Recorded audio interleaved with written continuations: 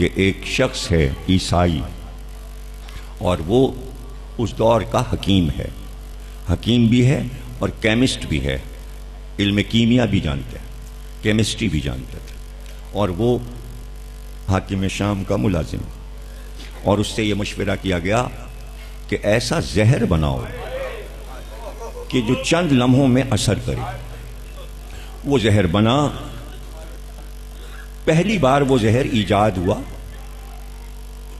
اور وہ زہر زمرد کو پیس کر بنایا گیا، اس لیے زہر وہ سبز زہر کہلاتا ہے، اور وہ اتنا قاتل زہر بنا تھا کہ اس کے لیے علامہ مجلسی نے معصوم کے بیان سے لکھا ہے کہ اگر اس زہر کی ایک چٹکی سمندر میں پھینک دی جاتی تو سمندری مخلوقات سب مر جاتی، ایک چٹکی۔ اس شخص کا نام ہے ابن آسال، جس نے یہ زہر ایجاد کیا۔ یہی زہر مدینے آیا 11 ہجری میں، امام حسن سے پہلے یہ زہر استعمال کیا گیا۔ اسی بات کو میر نے کہا قتل ہوا ہے، قتل، وفات نہیں ہے، قتل ہے، قتل۔ اس کو محدث دہلوی نے، ظاہر کہ ایک حقیقت ہے، صحیح مسلم اور صحیح بخاری میں یہ ہے کہ آخری وقت پیغمبر کا یہ عالم تھا، کروٹ لیتے تھے اور کہتے تھے میرے سینے میں آگ لگی، میرے سینے میں شعلے اٹھے۔ تو کسی کی حدیث ہے، نام لکھا ہوا ہے حدیث کی کتاب میں، وہ خاتون کہتی ہیں کہ کئی مشک پانی پیغمبر کو بٹھا کر سر سے مشکیں الٹ دی گئیں، اتنا پانی پیغمبر پہ ڈالا گیا۔ اس کے بعد بھی کہتے تھے میرے سینے سے آگ اٹھ رہی، میں سینے سے آگ۔ اب سوچئے کہ کیا چیز بنائی گئی ہے۔ محدث دہلوی کہتے ہیں کہ دنیا میں سب سے بڑا عہدہ شہادت ہے، سب سے بڑا عہدہ۔ 1,24,000 انبیاء کے فضائل اور فضیلتیں رسول خدا کو اللہ نے عطا کر دیں، ایک فضیلت بچ جاتی جسے شہادت کہتے ہیں تو پیغمبر کی فضیلت میں کمی آ جاتی کہ پیغمبر نے شہادت نہیں پائی۔ کتاب چھپی ہوئی بازار میں ملتی ہے، میں ترجمے کی، ایک صفحے پہ عربی لکھی ہے محدث دہلوی اور ایک طرف اردو لکھی ہے۔ شیعوں کے یہاں بھی کتاب ملے گی، سنی کے یہاں بھی ملے گی۔ وہ لکھتے ہیں شہادت 2 طریقے سے ہوتی ہے، ایک شہادت سری ہے، ایک شہادت جہری ہے، ایک شہادت ظاہری، ایک شہادت باطنی۔ شہادت کی 2 قسمیں ہیں، 2 طریقے سے شہادت ہوتی ہے، ایک پوشیدہ شہادت، ایک ظاہر شہادت۔ پھر وہ تشریح کرتے ہیں جو ظاہری شہادت ہوتی ہے وہ تلوار سے ہوتی ہے جس میں لہو بہتا ہے، ایک شہادت جو پوشیدہ ہوتی ہے وہ زہر سے ہوتی ہے۔ اللہ نے طے کیا کہ اپنے حبیب کو شہادتوں کا دونوں رتبہ دیا جائے، یعنی خون بھی ہو، گلا بھی کٹے اور زہر بھی ہو۔ اس لیے اللہ نے نبی کو شہادت 2 نواسوں کے ذریعے سے دی، ایک نواسے کو زہر دیا گیا، ایک نواسے کا گلا کاٹا گیا۔ اور آخری لفظ وہ یہ لکھتے ہیں کہ حسن کی شہادت رسول خدا کی شہادت ہے، امام حسین کی شہادت رسول خدا کی شہادت ہے۔ یہ ایک اہل سنت کے محدث کا بیان سمجھیے کہ بہت قیمتی بیان ہے، بین الاقوامی بیان، اس سے بڑا کوئی بیان نہیں ہو سکتا۔ اس میں سب کچھ چھپا ہوا ہے، اس میں سب کچھ چھپا ہوا ہے۔ اور رہ گیا یہ کہ قرآن سے ثابت کرے۔ سورہ احزاب میں اللہ نے کہا کہ اگر پیغمبر مر جائے یا قتل کر دیا جائے تو اس کے معنی دونوں چیزیں موجود تھیں، قتل بھی اور موت بھی، موت اور ہے، قتل اور ہے، دونوں الگ الگ چیزیں، لیکن اللہ نے اپنی آیت میں نبی کے لیے دونوں لفظ کہہ دیے۔ اس کے معنی موت بھی ہے اور قتل بھی ہے۔ آیت کہہ رہی، اور اس آیت کو جناب سیدہ نے دربار میں پڑھا بھی۔ سورہ احزاب میں اللہ نے کہا کہ اگر پیغمبر مر جائے یا قتل کر دیا جائے تو اس کے معنی دونوں چیزیں موجود تھیں، قتل بھی اور موت بھی۔ موت اور ہے، قتل اور ہے، دونوں الگ الگ چیزیں، لیکن اللہ نے اپنی آیت میں نبی کے لیے دونوں لفظ کہہ دیے۔ اس کے معنی موت بھی ہے اور قتل بھی ہے، آیت کہہ رہی، اور اس آیت کو جناب سیدہ نے دربار میں پڑھا بھی۔ رسول اللہ معراج پر چلتے چلتے رکے، ایک مکان سبز نظر آیا، ایک سرخ نظر آیا۔ جبریل امی سے پوچھا کہ یہ سبز مکان آپ کے بڑے نواسے کا، سرخ مکان آپ کے چھوٹے نواسے کا ہے۔ جبریل کیوں؟ کہ ان کا جسم سبز ہو جائے گا، ان کا جسم سرخ ہو جائے گا، انہیں زہر دیا جائے گا، انہیں خنجر سے ذبح کیا جائے گا۔ دونوں نواسوں کی شہادت، آج جو لوگ شریعت اور دین کی باتیں کرتے ہیں، یہ ان دونوں شہادتوں کا ظہورہ ہے۔ یہ جو کچھ باقی رہ گیا، یہ دونوں شہزادوں کی قربانیاں ہیں۔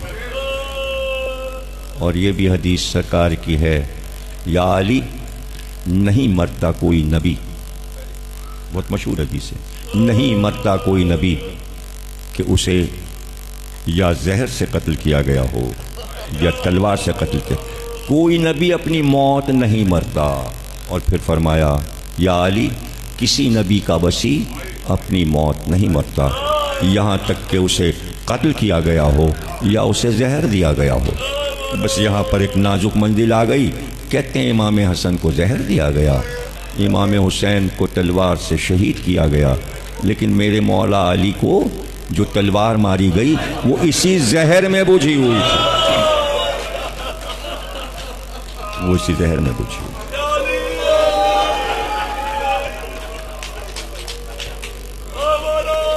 آج تک دنیا میں یہی دو طریقے رائج ہیں، یا زہر سے مار دیا جاتا ہے یا تلوار سے مار دیا جاتا ہے، لیکن دنیا میں زہر دیا جاتا ہے تو وہ چھپ جاتا ہے، لیکن یہ تو ازل سے اللہ نے ظاہر کر دیا تھا کہ چونکہ زہر سبز ہوگا، اس لیے حسن نے سبز کپڑے پسند کر کے یہ بتا دیا تھا کہ جس وقت ہم دنیا سے جا رہے ہوں گے ہمارا جسم سبز ہو جائے گا، ہمارا جسم سبز ہو جائے گا۔ اور حسین نے بتا دیا کہ جب ہم دنیا سے جا رہے ہوں گے تو پورا جسم سرخ ہو جائے گا۔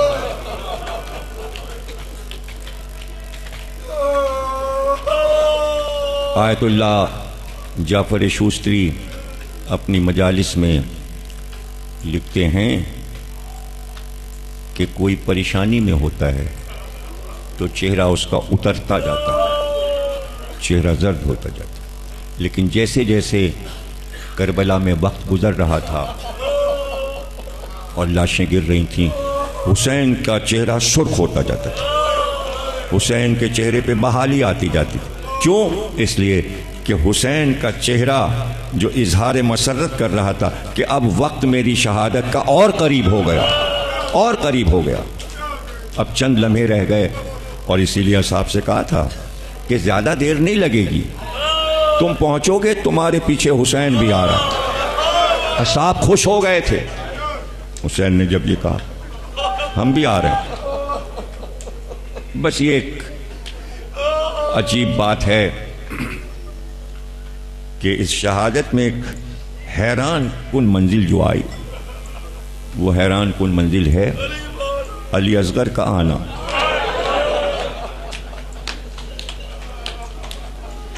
بڑی بڑی ہستیاں جو صبر میں کامل ہوں ان کے لیے تو ہم کہیں گے مولا علی تلوار ابن ملجم نے زہر میں بجھائی تھی، زخم زہر کا بھی تھا، تلوار کی دھار کا بھی تھا، لیکن عرفاء اور محدثین اور مورخین یہ بھی لکھ گئے کہ حرملہ کا تیر بھی زہر میں بجھا ہوا۔ یہ حیران کن بات۔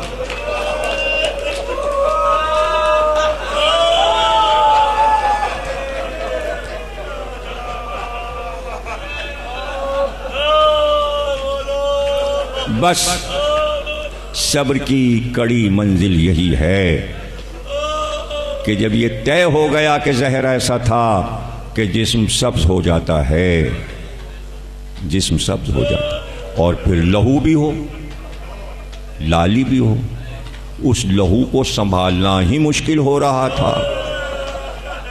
معصوم لہو، اس میں رباب کا لہو بھی شامل ہے، حسین کا لہو بھی شامل ہے۔ شہزادہ علی اصغر پر میری کتاب 1000 صفحے کی ہے، اس میں یہ روایت میں نے کئی علماء کے حوالے سے لکھی ہے۔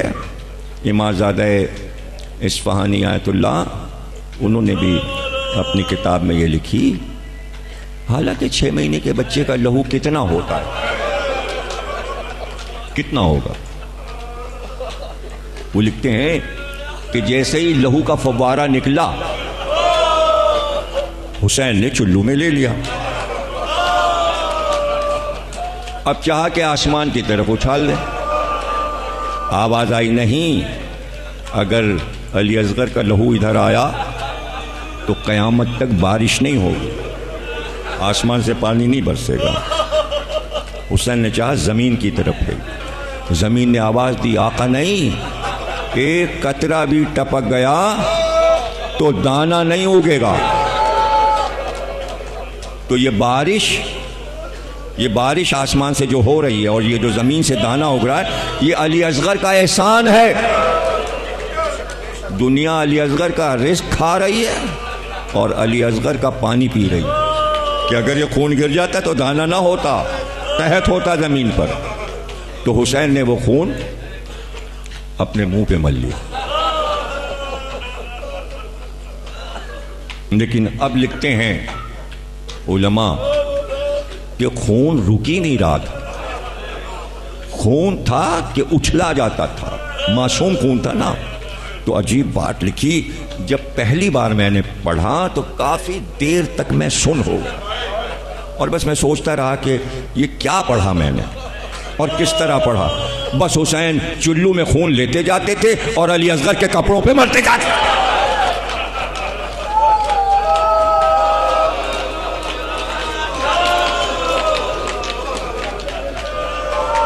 جزاک اللہ۔ صرف ایک پہلو میں پڑھ رہا ہوں، اور یہ تقریر کا آخری جملہ۔ اب ذرا سا یہ تصور کرو کہ 6 مہینے کے بچے کا لہو اتنا تھا کہ حسین لیتے جاتے تھے اور کپڑوں پہ ملتے جاتے تھے علی اصغر کے۔ اب یہ بتاؤ کہ علی اصغر کے بعد حسین کا لہو کتنا ہوگا اور وہ کہاں گیا؟ علماء نے لکھا کہ جب حسین کا لہو نہ رکا اور گردن سے بہتا رہا تو زینب 2 بچیوں کو لے کر ایک طرف کبرا ایک طرف سکینہ انگلی پکڑ کر لاش پہ آئے اور دونوں کو بٹھا دیا، اور ایک بار حسین کا لہو لیتی جاتی، کبھی کبرا کے بالوں پہ لگایا، کبھی سکینہ کے بالوں پہ لگایا۔ ماتب حسین حسین